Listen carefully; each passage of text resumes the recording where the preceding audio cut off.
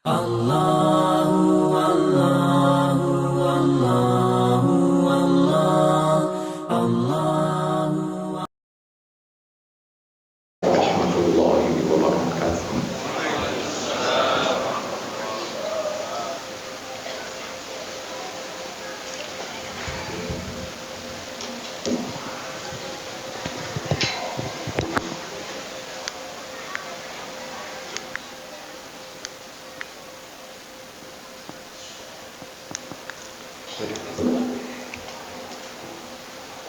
Allahu Akbar, Allahu Akbar, Allahu Akbar, Allahu Akbar,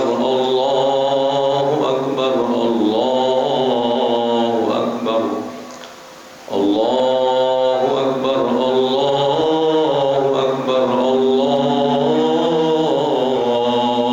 Akbar. Innal hamdalillah nahmaduhu wa nasta'inuhu wa nastaghfiruh wa na'udzu billahi min shururi anfusina wa min sayyiati a'malina may yahdihillahu fala mudilla lahu wa may yudlil fala hadiya lahu. Asyhadu an la ilaha illallah wahdahu la syarika lah wa asyhadu anna sayyidana Muhammadan abduhu wa rasuluh. Allahumma shalli wa sallim ala hadzal nabiyil karim sayyidina Muhammad wa ala alihi wa sahbihi ajma'in.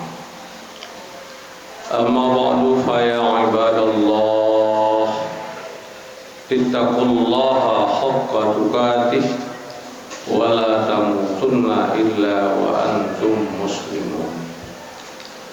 Qala Allah ta'ala fi kitabihil karim a'udzu billahi minasy syaithanir rajim. Rabbi habli minas shalihin fabashsharnahu bighulamin halim. Barakallahu li wa lakum fil Qur'anil Karim wa nafa'ani wa iyyakum bil ayati wa dzikril hakim wa taqabbala minni wa minkum tilawatahu innahu huwas samiul alim.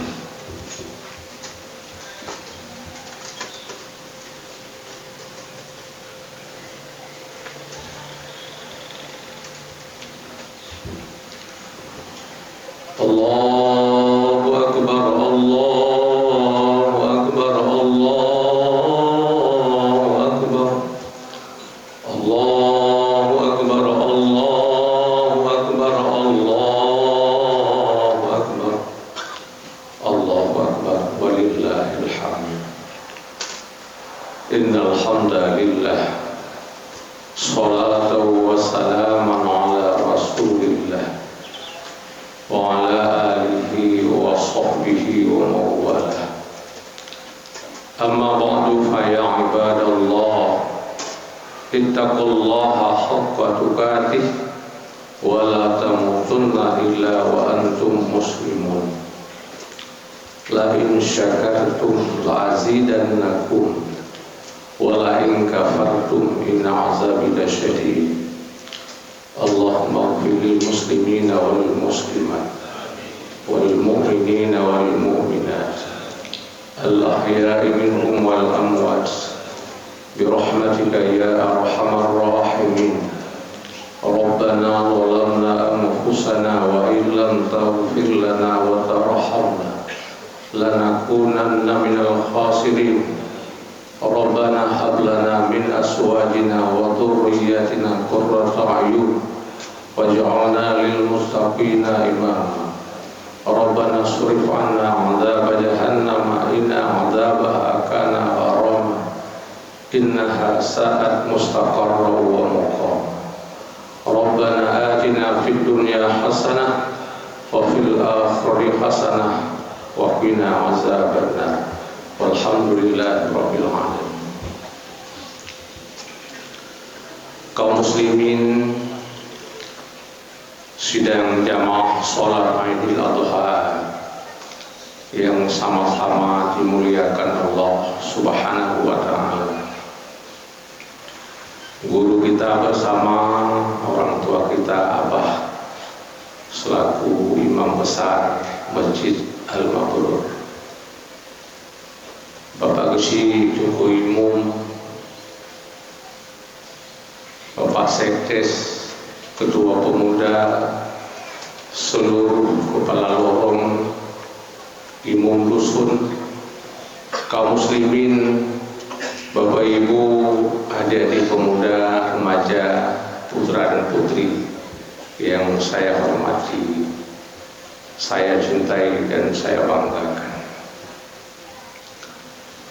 Marilah sama-sama kita mengawali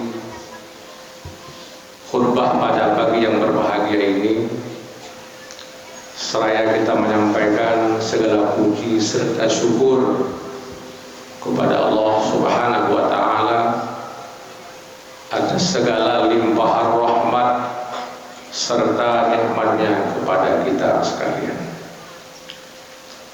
Kemudian selawat dan salam pula kita sanjung sajikan kepada junjungan besar Nabi Muhammad SAW, kepada keluarga dan sahabat beliau sekalian. Kaum muslimin, Bapak Ibu, saudara-saudara yang semuanya dimuliakan Allah Subhanahu wa Ta'ala.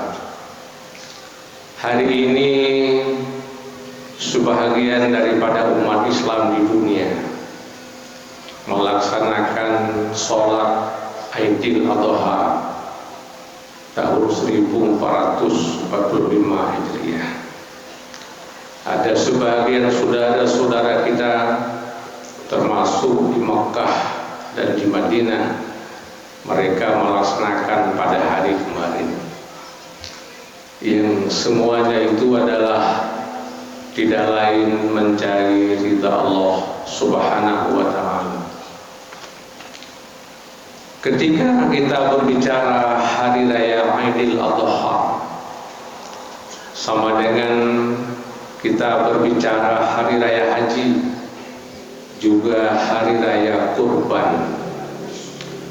Hari raya di mana kita semua mendekatkan diri kepada Allah Subhanahu wa Ta'ala, bertakarrub kepada Allah Subhanahu wa Ta'ala dengan berbagai ibadah kita persembahkan kepadanya. Di antaranya kita berpuasa mulai 1 Zulhijjah sampai 9 Zulhijjah, karena Nabi mengatakan 10 awal daripada bulan Zulhijjah sama dengan 10 akhir daripada bulan Ramadan. Kalaupun kita tidak melaksanakan itu, kita berpuasa 2 hari, yaitu hari Tarwiyah ataupun hari Arafah. Kalaupun kita tidak melaksanakan itu, kita berpuasa pada hari Arafah. Man shoma yawma Arafata yukaffiru sanatain. Siapa saja yang berpuasa pada hari Arafah, yaitu hari 9 Zulhijjah, Allah mengampunkan dosa 2 tahun yang lalu dan yang akan datang. Kalaupun kita tidak sempat melaksanakan puasa hari Arafah, kita berpuasa mulai fajar hingga selesai sholat Id pada hari ini. Kemudian yang kedua, kita melaksanakan sholat Idul Kurban pada pagi yang berbahagia ini di masjid, di menasah, di lapangan, dan di mana saja kita berada.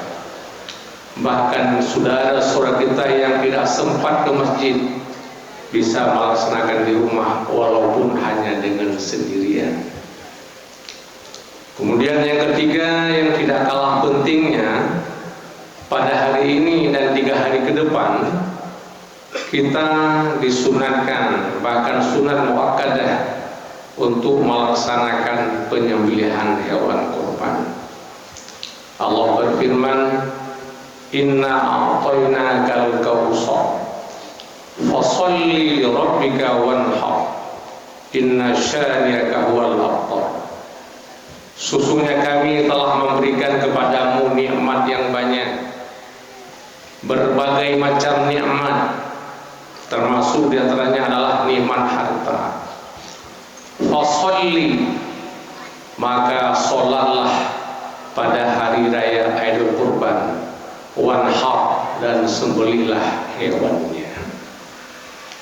Bapak Ibu sidang jamaah yang dimuliakan Allah Subhanahu wa taala, ketika berbicara tentang hewan kurban dan pemotongannya, kita teringat kepada kisah yang amat jelas di mana Allah gambarkan dalam Al-Qur'an di dalam surah As-Saffat ayat yang ke-100 dan beberapa ayat berikutnya.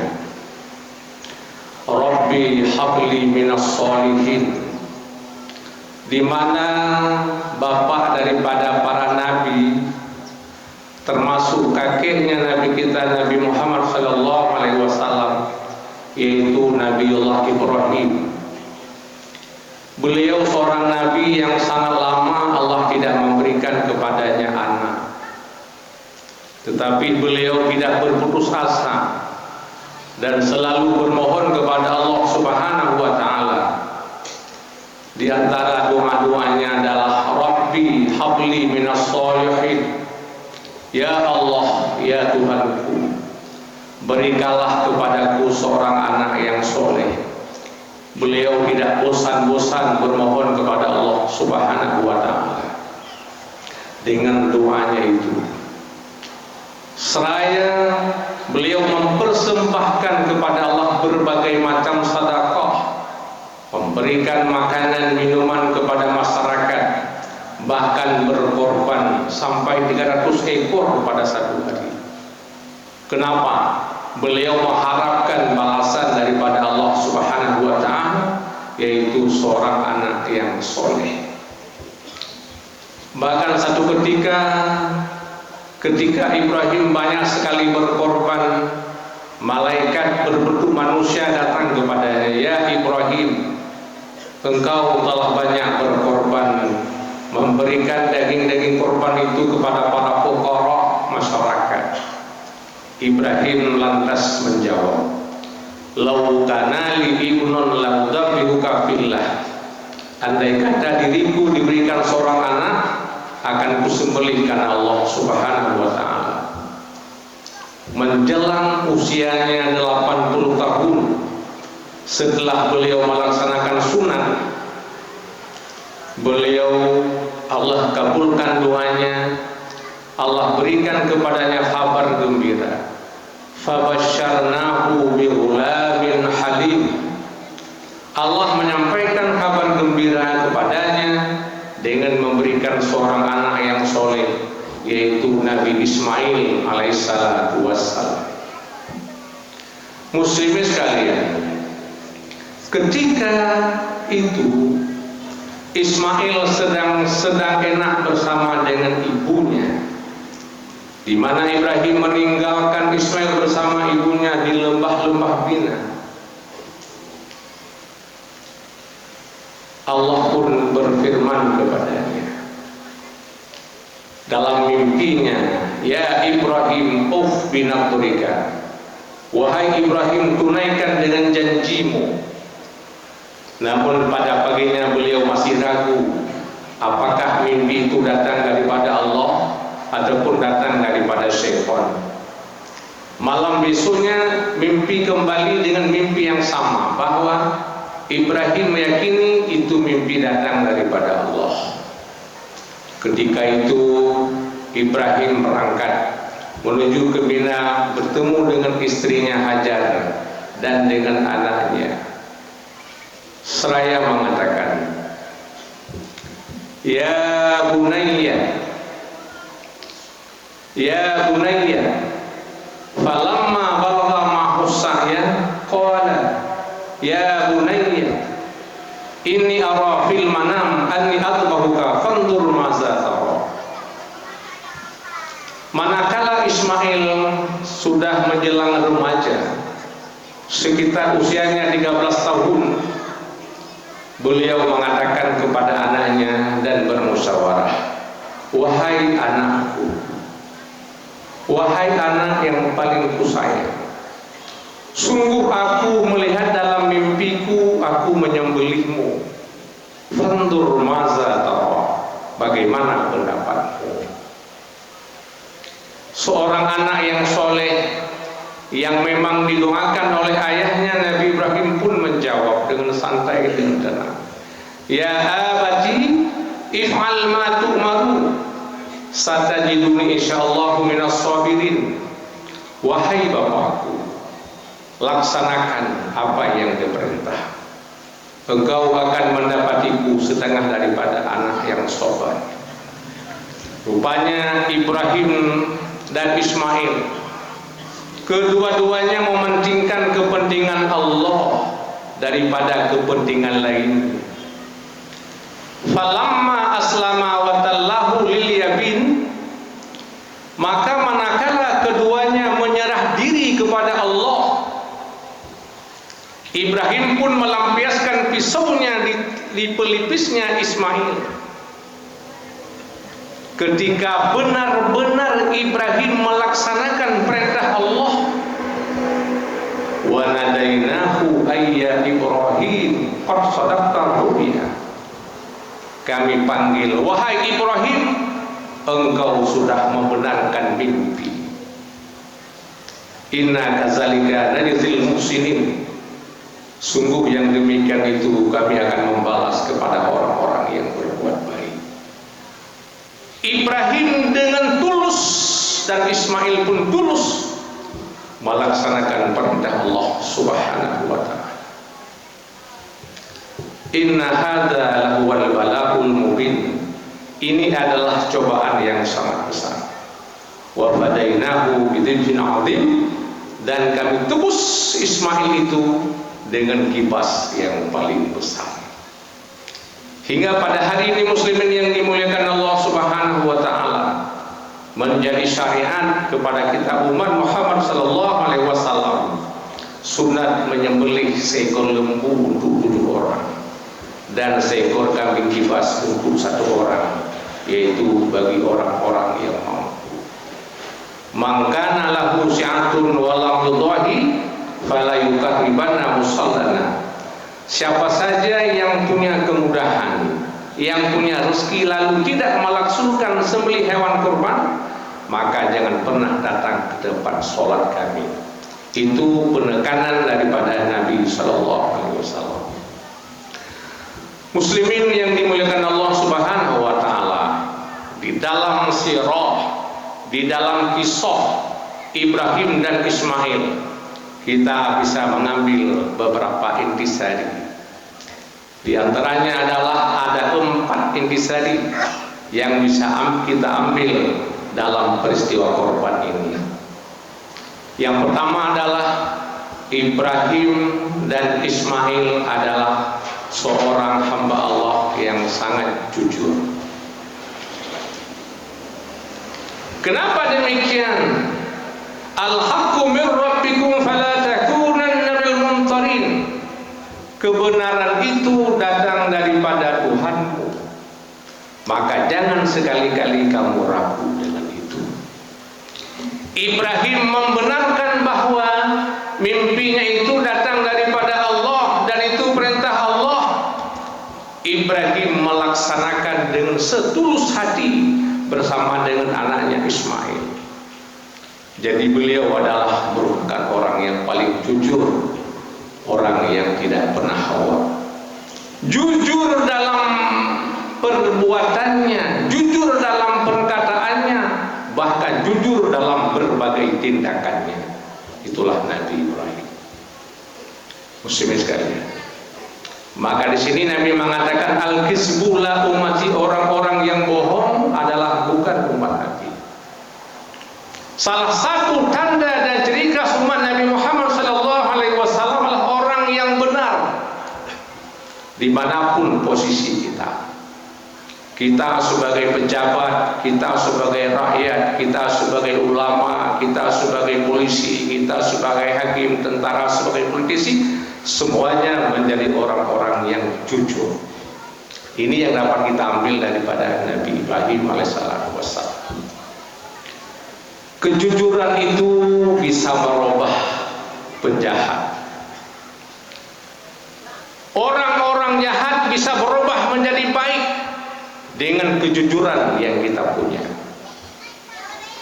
Dahulu ada seorang ulama besar, bahkan ulama sufi, bahkan digelar dengan Sayyidus Sufiyah, penghulu daripada ulama-ulama sufi, yaitu Syekh Abdul Qadir Al-Jailani. Satu ketika beliau remaja, beliau berangkat untuk menuntut ilmu pengetahuan kepada guru yang lebih besar daripada guru-guru sebelumnya. Ketika beliau berangkat, beliau diberikan bekal oleh orang tuanya, yaitu ibunya sendiri. Seraya mengatakan, "Nak, ketika kamu berangkat ke pesantren, ke dayah, ke tempat pengajian, siapapun yang bertemu dengan kamu jangan pernah bohong." Itu pesan daripada ibu Syekh Abdul Qadir Jailani. Dia berangkat bersama dengan 7 teman lainnya. Di dalam perjalanan bertemu dengan semak-semak belukar, dan beliau bertemu dengan perampok yang gagah dan berani. Itu pun 7 orang. Orang dia masih remaja, para perampok sudah dewasa, gagah dan kekar badannya. Seraya merampok harta bekal mereka, satu-satu mereka periksa. 6 daripada temannya Syekh, beliau berbohong, mereka berbohong kepada perampok. "Di mana kau taruh uangmu?" Dia bilang tidak ada lah dan sebagainya. Pokok dia berbohong. Namun ketika kepala perampok bertemu dengan Syekh Abdul Qadir Al-Jailani, "Wahai anak muda, ya, kamu mau kemana?" "Saya meninggalkan kampung dan ibu saya menuju ke tempat pengajian. Semoga saya menjadi orang yang berguna ke depan harinya." "Di mana kau taruh uangmu yang diberikan oleh ibumu?" Langsung dia menjawab, "Di bawah ketiakku. Ini uang yang ditaruh oleh ibuku." Ketika itu perampok itu mengatakan, "Kenapa kamu tidak berbohong sebagaimana teman-temanmu yang lain?" Syekh Abdul Qadir Al-Jailani menjawab, "Saudara, ibuku, orang tuaku melarang aku berbohong. Kamu harus menjadi benar walau dengan siapapun. Maka saya tidak berbohong pada hari ini." Ketika itu kepala perampok itu menangis.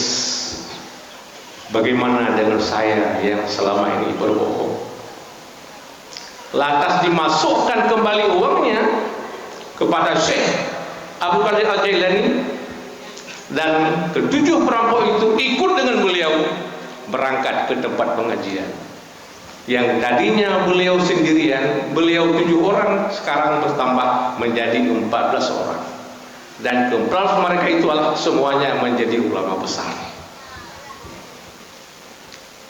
Dengan jujur, tidak berbohong, bisa merubah, jangankan orang baik, penjahat pun bisa kita rubah menjadi baik. Itu makanya Allah mengatakan, "Wa qul ja'al haqqu wa zahaqal batil innal batila kana zahuqa." Katakan wahai Muhammad, apabila datang kebenaran akan lenyaplah kebatilan, karena kebatilan itu pasti akan hancur. Salah seorang tokoh di Indonesia mengatakan, 1000 kali kita berbohong dan lari secepat kilat kebohongan itu, pasti akan dikalahkan oleh kebenaran. Tunggu pada satu saat. Makanya Nabi Ibrahim adalah seorang Nabi dan Rasul yang benar bersama dengan anaknya Ismail. Yang kedua, Nabi juga bersabda, "Man kana yu'minu billahi wal yawmil akhir falyakul khairan aw liyasmut." Siapa saja yang beriman kepada Allah dan kepada hari kemudian, maka hendaknya selalu berkata benar ataupun diam saja.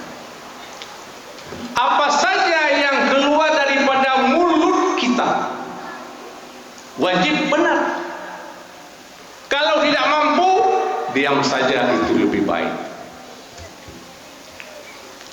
Yang kedua, kita ambil daripada peristiwa ini adalah silaturahim. Nabi Ibrahim menyembelih berbagai macam hewan korban itu, selalu mendatangi rumah fakir miskin, menyerahkannya, sekaligus silaturahim. Bahkan Nabi Muhammad mengatakan, la yadkhulul jannata qati'un, tidak akan masuk surga orang-orang yang memutuskan tali silaturahim antara adik dan kakak, antara paman dan ponakan, antara ayah dan anak, antara sesama masyarakat, kita silaturahim. Dan sangat berbahaya dalam kehidupan dunia dan akhirat apabila kita memutuskan hubungan famili. Saya, kamu ya kamu, masing-masing. Sama-sama kita mungkin membaca di dalam kitab Tanbihul Ghafilin. Dulu ada seorang ulama di Mekah yang terkenal dengan ilmunya dan kesufiannya, terkenal dengan ilmunya dan kejujurannya. Saking jujurnya, orang kaya semuanya menyimpan uang padanya, seakan-akan dia bank pada waktu itu. Setiap orang kaya menyimpan uang di rumahnya. Satu ketika ada orang kaya menyimpan uang kepadanya, kemudian orang itu pergi ke luar kota. Setibanya ia di luar kota, rupanya syekh ini sudah meninggal dunia. Betapa sedih orang kaya itu karena menitipkan uang padanya, bahkan emas, sementara orang itu sudah meninggal dunia. Lalu orang kaya ini bertemu dengan seorang syekh, yaitu Syekh Malik bin Dinar. Ya Syekh Malik bin Dinar, kenapa rupanya? Saya menitipkan uang pada ulama sufi itu, namun sekarang beliau sudah meninggal dunia. Jadi bagaimana dengan nasib uangku? Oh, begini saja. Nanti pada sepertiga malam kamu datang ke Ka'bah mendekati rukun Yamani. Di sana kamu panggil, karena roh-roh orang alim, roh-roh orang baik Allah kumpulkan di rukun Yamani. Di sana kamu panggil. Datanglah dia pada sepertiga malam. Dia panggil, ya Syekh Fulan, di mana kau taruh uangku? Tidak ada jawaban. 3 kali dia panggil, tidak ada yang jawab. Pada paginya dia datang bertemu dengan Malik bin Dinar. Ya Malik bin Dinar, saya sudah datang tadi pada sepertiga malam. Saya panggil sampai 3 kali, namun tidak ada yang menjawab. Malik menangis. Malik bin Dinar menangis dan sedih, karena ulama tersebut lebih alim daripadanya, lebih sufi daripadanya, lebih jujur daripadanya. Kenapa seperti ini? Kalau memang rohnya tidak dikumpulkan di rukun Yamani, dipastikan roh penjahat dikumpulkan di Birhut. Datanglah kamu besok malam di Bir Hud, kau panggil namanya. Datang dia sepertiga malam ke Bir Hud, pada tempat kumpulnya roh-roh penjahat. Ya Syekh Fulan, di mana kau taruh uangku? Saya ada di sini. Uangmu saya taruh di bawah tangga. Pulanglah, cangkullah di bawah tangga rumahku, di situ ku taruh emasmu. Wahai Syekh, apa yang menyebabkanmu seperti ini? Bukankah engkau orang alim? Bukankah engkau sufi, orang jujur, orang-orang menyimpankan uang di rumahmu? Kenapa kamu seperti ini? Syekh menjawab, saudaraku, saya punya adik di kampung sana. Saya jarang sekali pulang bertemu dengannya. Dia sering datang ke rumahku, itu pun jarang ku bertemu dengannya karena sibukku dengan tamu-tamu agung yang lain. Jarang ku hiraukan adikku itu yang miskin. Dia kenduri di kampung berbagai, tidak pernah saya pulang, sehingga adikku sangat sedih tentang diriku. Ya, terima kasih. Lalu orang kaya tersebut pulang paginya membawa cangkul, menggali di bawah tangganya, dia dapati emas. Dia ambil emas itu. Lalu separuh daripada emas itu dicari, kemana adik itu. Akhirnya dia ketemu. Engkau adiknya Syekh Fulan? Ya, saya adik beliau. Sekarang abangmu di dalam azab Allah. Kenapa abangku seperti itu? Bukankah dia orang alim? Bukankah dia orang soleh? Bukankah dia orang jujur? Kenapa seperti ini? Dia tidak pernah pulang bertemu dengan kamu. Kamu pun ke sana jarang bertemu dengan dia karena dia sibuk dengan tamu-tamu agung lainnya. Sekarang berikanlah kemaafan kepada abangmu. Ini hadiah. Diberikanlah 1,5 kilogram emas. Terimalah hadiah daripada aku. Dia pun memaafkan. Penasaran orang kaya ini. Nanti malam dia datang ke rukun Yamani, dia panggil, ya Syekh Fulan, saya ada di sini. Rupanya ketika adiknya di kampung memaafkan dosanya, Allah memindahkan kembali dia menjadi orang baik. Silaturahim. Itu maka Nabi mengatakan, la yadkhulul jannata qati'un, tidak pernah masuk surga orang-orang yang memutuskan hubungan famili. Man kana yu'minu billahi wal yawmil akhir falyasil rahimah. Siapa saja yang beriman kepada Allah dan hari kiamat, maka wajib menyambungkan hubungan famili. Tidak pernah benci adik dengan abang, tidak pernah benci abang dengan adik, paman dengan ponakan, adik dengan ponakan, dan seterusnya. Mari kita sama-sama merangkul. Kemudian yang ketiga, apa yang bisa kita ambil daripada sejarah Ibrahim adalah Ibrahim dan Ismail, dua insan yang sangat senang memuliakan tamu. Siapapun yang datang ke rumahnya tidak dibeda-bedakan. Apakah yang datangnya pejabat, yang datangnya rakyat, yang datangnya orang kaya ataupun siapa, tetap dia terima. Man kana yu'minu billahi wal yawmil akhir falyukrim dhaifah. Siapa saja yang beriman kepada Allah dan hari kiamat, maka wajib memuliakan tamu.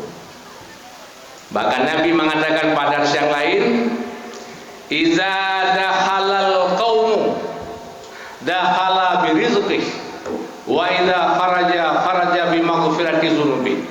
Apabila masuklah tamu-tamu ke rumah kita, bersamanya dia membawa rezeki, dan apabila dia keluar, Allah mengampunkan dosa kita. Rezeki itu muslim sekali bukan rezeki oleh-oleh yang dibawa oleh itu tamu, namun Allah menitip memberikan rezeki lewat tamu itu. Ketika kita senang menerima tamu, Allah memberikan rezeki kepada kita. Bahkan ketika tamu itu pulang, Allah sudah mengampunkan dosa. Pada hari raya Aidil Fitri, Aidil Adha, kita sering datang tamu ke rumah. Jangan kita beda-bedakan. Jangan kalau yang datang pejabat kita berikan kue yang sangat enak, apalagi ibu-ibu, dengan gelas yang paling bagus. Kalau yang datang tetangga ke rumah kita, apalagi orang miskin, kita berikan aqua dan sebagainya. Kita berikan kue-kue yang basi. Padahal dialah yang membawa rezeki. Adapun atasan yang datang ke rumah kita, boleh saja dia koreksi. Tiba-tiba kita dimutasi selesai lebaran. Tapi tamu-tamu fakir inilah yang kita terima. Namun jangan kita beda-bedakan dalam penerimaan tamu. Kemudian yang terakhir, apa yang kita petik daripada kisah Ibrahim Ismail itu? Beliau adalah orang yang mencintai jiran dan tetangga.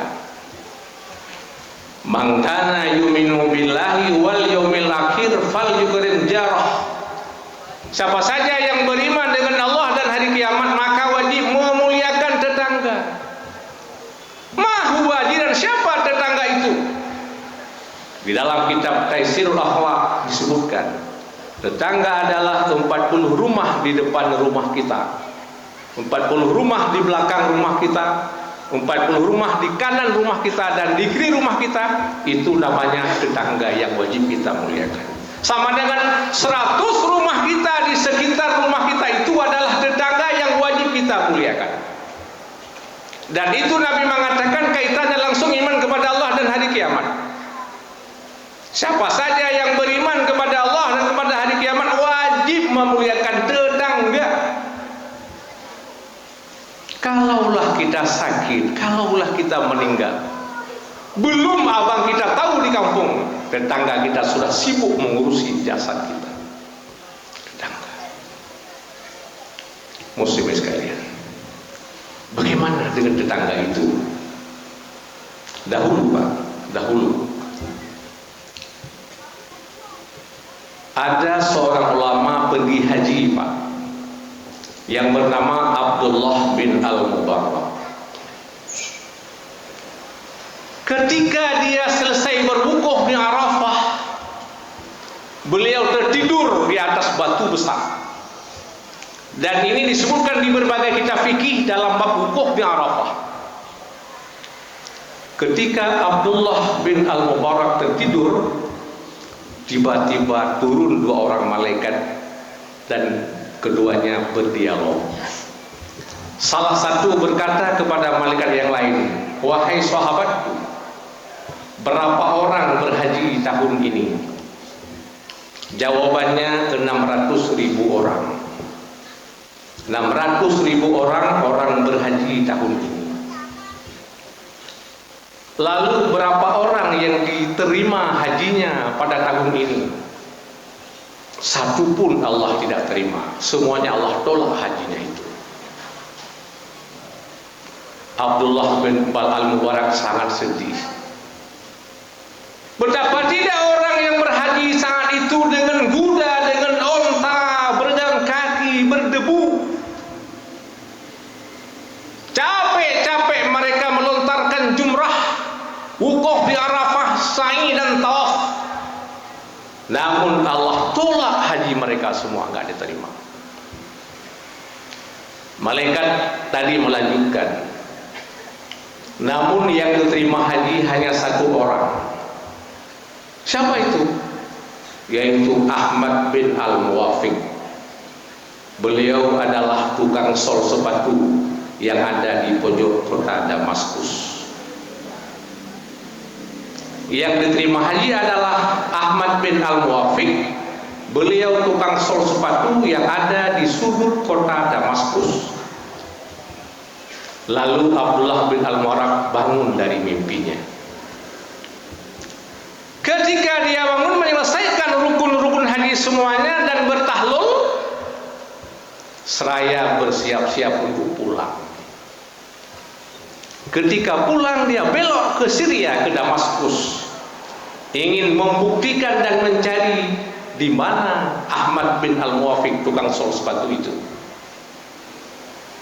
Setiba dianya di kota Damaskus, bertemulah dengan berjejel dengan orang-orang yang sedang menjahit sepatu di Israel. Dia bertanya, "Wahai Polan dan Polan, apakah kamu kenal dengan yang namanya Ahmad bin Al-Muwafiq yang profesinya sama dengan kalian?"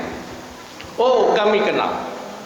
Beliau ada di Sul kota, di sana sedang menjahit sepatu."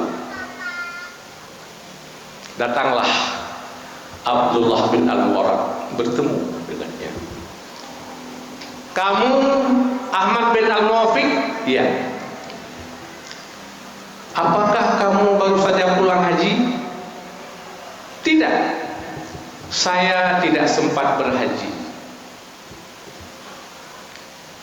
"Kenapa kamu tidak berhaji?" "Penasaran. Orang malaikat mengatakan dia yang dikabulkan hajinya, namun dia tak berhaji." Begini kronologisnya, wahai Syekh. Kami bersama dengan istri sudah mengumpulkan ONH dan cukup untuk kami berdua untuk berhaji. Tiba-tiba istri kami hamil. Dalam hamilnya dia mencium bau makanan yang cukup enak rasanya. Ada makanan yang masuk dalam celah-celah dinding rumah kami, sangat harum baunya. Istri kami sangat ingin makan makanan itu. Seraya kami turun mencari di mana sumber makanan tersebut.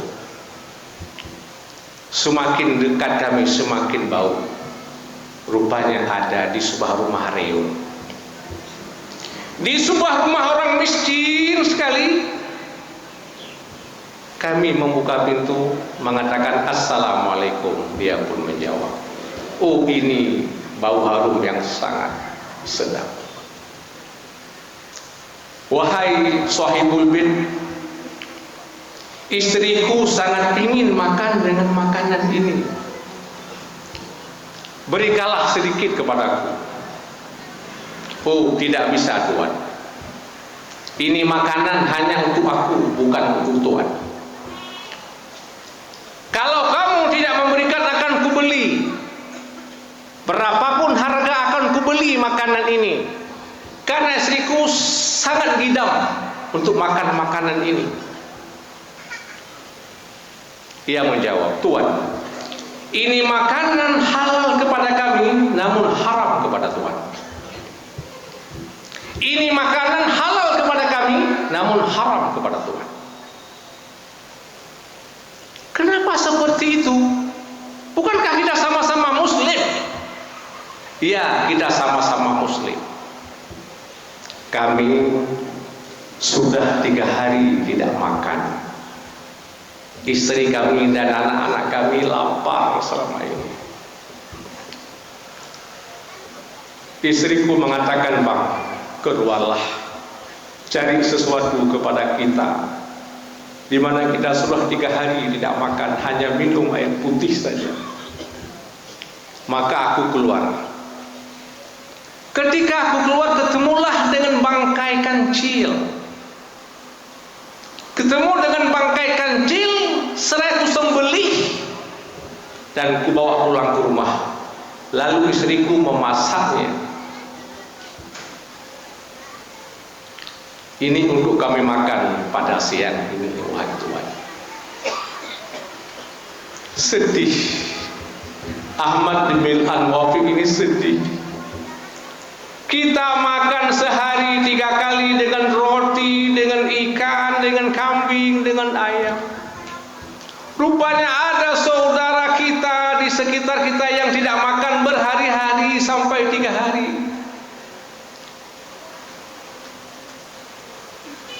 Dia pulang ke rumah. Dia ambil semua ONH-nya yang sudah disiapkan untuk setor haji tahun ini. Dia bawa ke fakir itu. wahai saudaraku, jangan kau makan ini makanan, buanglah. Ini uang kuserahkan kepadamu, menjadi modalmu, menjadi bekalmu bersama dengan istri dan anak-anakmu. Terimalah dengan lapang dada, terimalah. Dia bersedekah semua ONH-nya kepada fakir itu, seraya dia pulang ke rumah. Itulah kronologisnya. Maka tadi malaikat mengatakan kepada Abdullah bin Al-Mubarak, yang diterima haji adalah satu orang. Siapa? Ahmad bin Al-Muwafiq. Ternyata dia tidak berhaji, tapi uangnya diberikan kepada tetangganya yang membutuhkan pertolongan sampai dia mau makan bangkai, muslim sekalian. Saudaraku yang dimuliakan Allah Subhanahu wa ta'ala, kiranya kita menjadi hamba Allah, insan yang berguna hidup ini.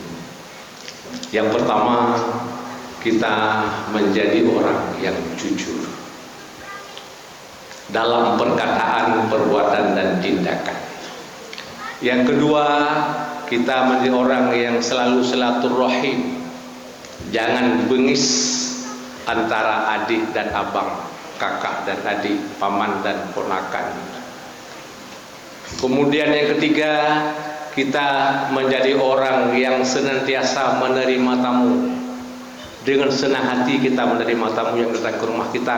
Tidak kita beda-bedakan tamu itu, kaya, miskin, pejabat, semuanya kita terima.